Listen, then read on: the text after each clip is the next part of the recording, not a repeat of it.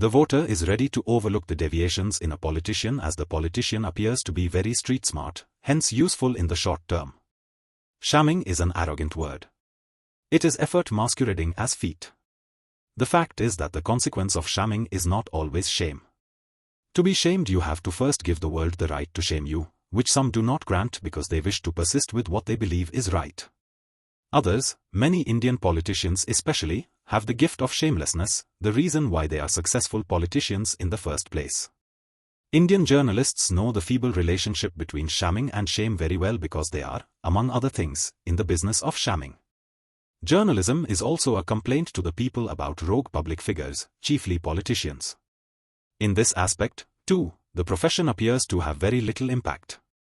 For decades, journalism has exposed political crime, corruption and other forms of immorality.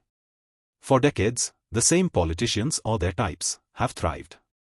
Why is it that in a functional electoral democracy, the average voter, who has moral expectations from society, cinema, family and bureaucracy, does not reject flawed politicians?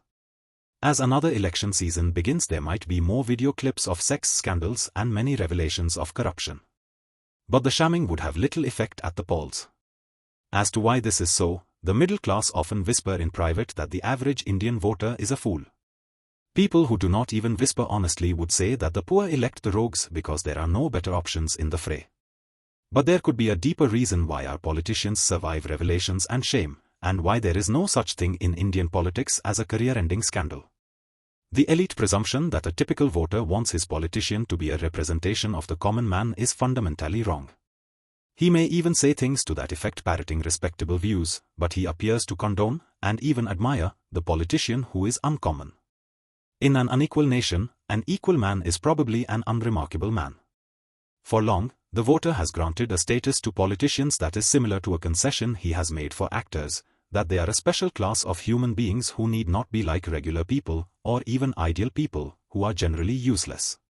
As a result, the voter's real reasons for rejecting a politician are seldom moral.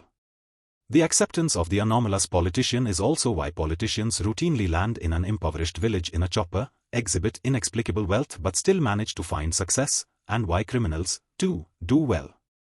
The voter, of course, does not elect a politician for his or her deviations. Just that the deviations do not form the grounds for rejection as long as the politician in question appears to be very street smart, hence useful in the short term. This aspect of the voter has also been explained by the former governor of the Reserve Bank of India, who said, in a speech, that the voter elects the crooked but savvy politician because he can work the system and bring a host of services to the voter, services that the voter is entitled to but never reaches him without the help of a smart, powerful man. This is also the reason why the pious idealistic activists have historically fared poorly in the elections even though they are respected and are popular. The voter does not believe they know how to game India. They are good for protests. Anna Hazare has said several times, even after his national fame, that he would lose his deposit if he contests an election.